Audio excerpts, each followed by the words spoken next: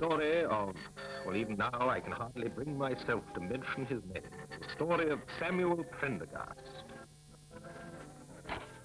Constructive delays. Prendergast? Oh, Clitheroe here, public apathy.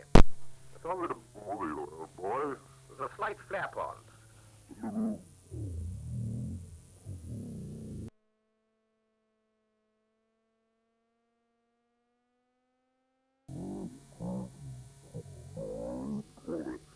Oh, you know, 150 words per question.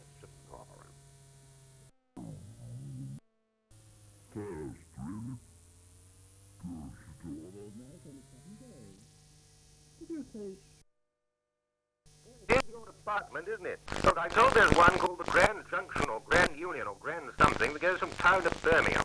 Why not dig up a bit on that for a start? I suppose you do realize it has ruined my weekend. Oh, sorry, old boy, but there it is.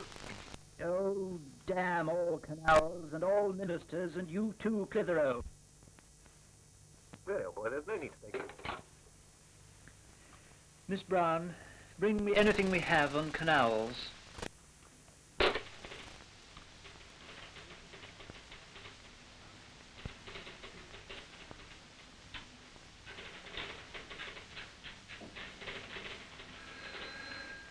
Thank you.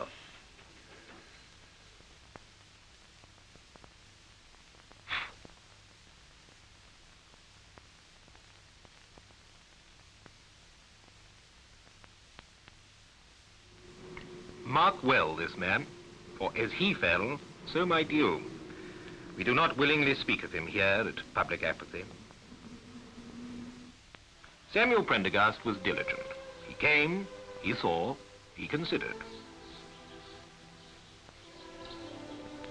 However, almost at once, a problem presented itself. Activity, gentlemen. Distinct signs of activity. But Prendergast was a man who relied not only upon his eyes. Where necessary, he did not scruple to address the common folk for information. And much may often be gained in this way.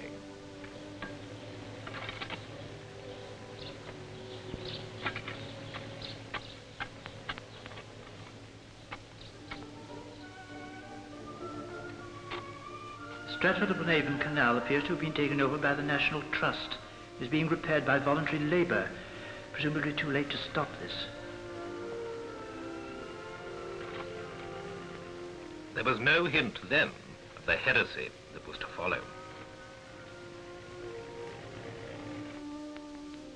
He inspected the great flight of logs that carries the Grand Union Canal over Hatton Hill.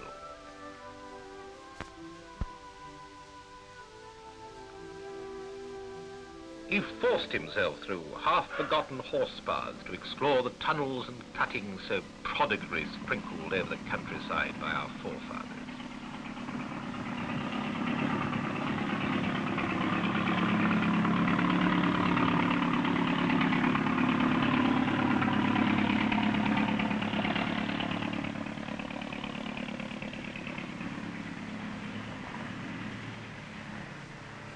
He left no stone unturned, though they were always replaced exactly as he found them.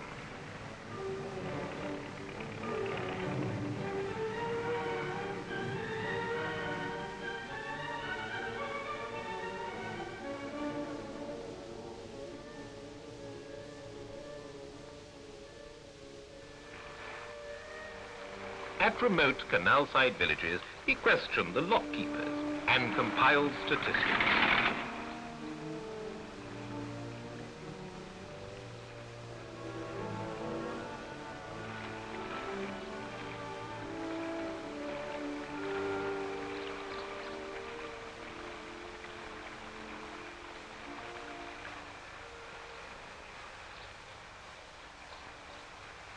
We used to come up these locks with the horses, tow the boats up to here, and then tie up at night, stable the horses in there.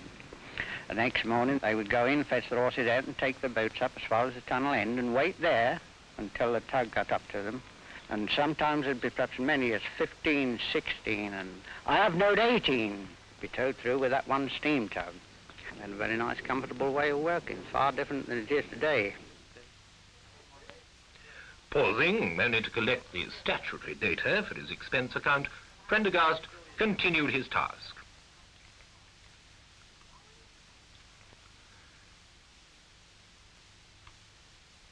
Now, some observers had said that it was at this point that Samuel Prendergast's devotion to the ministry began to waver.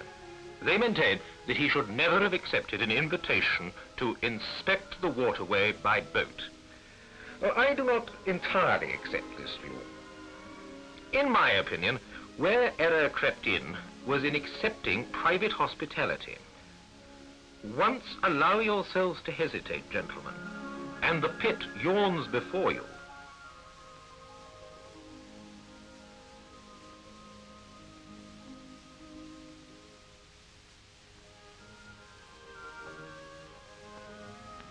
The unfortunate fellow had started upon the slippery slope that forever separates us from them, but he was not yet totally lost.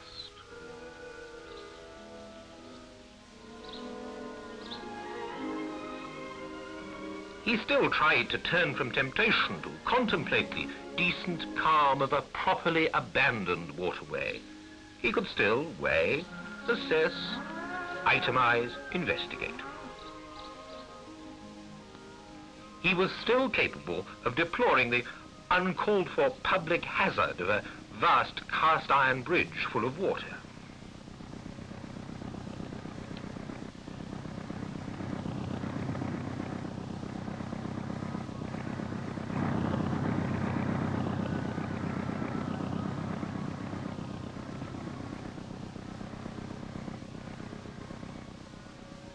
But alas, as time went by, Samuel Prendergast allowed himself to be seduced from the strict objectivity towards which all our efforts here at the ministry are directed.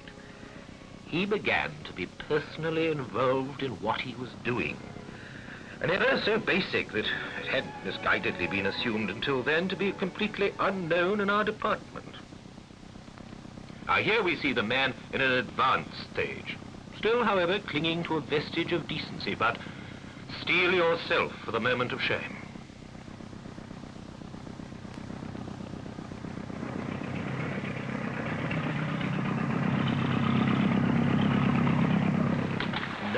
No, gentlemen, do not cover your eyes.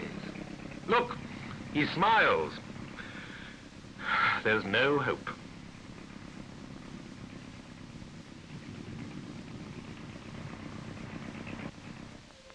From then on, Samuel Prendergast was a doomed man. Mechanically, he recorded what he thought he saw. At Aylesbury, pleasure boats, as I am informed they are called by the unthinking.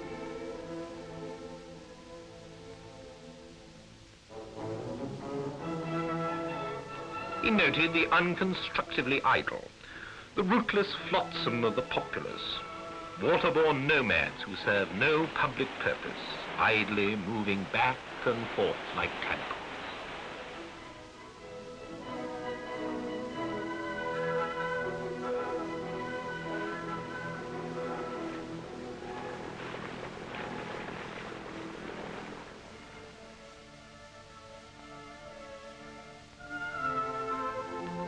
Prendergast noted traffic.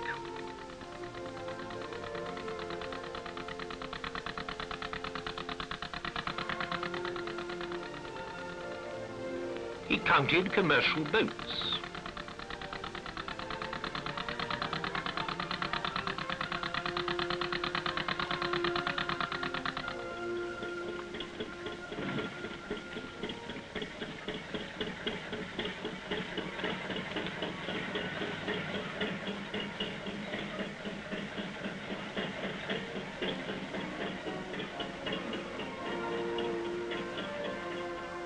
He observed the condition of weirs and wharfs.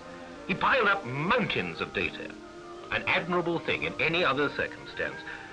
But here the wretched man had already formulated the detestable idea that some end product was to emerge.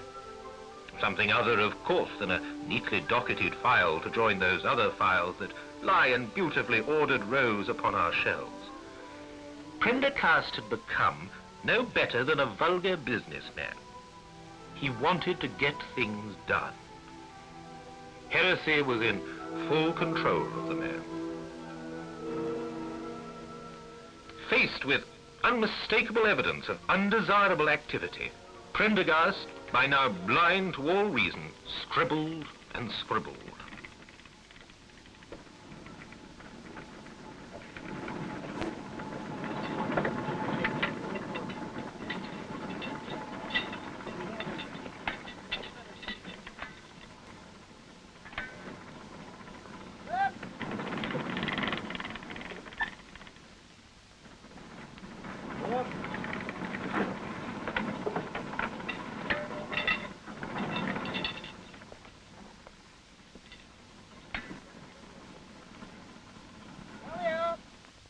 At Brentford, where the Grand Union Canal joins the Thames, some misguided zealot has installed, despite the efforts of all right-thinking officials, an electric lock to speed the passage of barges. Lost in a delirium, Prendergast played with it like a schoolboy. It's sad to see such evidence of second childhood in so comparatively young a man. Oh, the inevitable was not long delayed. When the Prendergast File, crammed as it was with fact and fancy, full of recommendations actually advocating action, came into my hands, I knew that it was the end of the road for Samuel Prendergast. I had to fall back upon a time-honored formula for the minister. It sounded well enough, I think. Mr. Sloth replied that canals were an embarrassing legacy from the past. Little better in most cases than open drains, they offered only a slender prospect of remunerative utilization, and were used merely as a convenient retreat by some of the less desirable sections of the community. Despite the arguments put forward by a small but noisy group, he could find no evidence of amenity value to the country as a whole. Nevertheless, he was assured that the cost of filling them in and piping the water was not economically justifiable, at least for the duration of the present period of disinflation. The status quo should therefore be maintained until such time as the government should decide to appoint a new royal commission to reconsider the whole question. And that is the end of Alas for Samuel Prendergast. He had gone native. I'm told that he's still alive, if to be one of them is to be alive. But he is forever dead to us here at Public Apathy.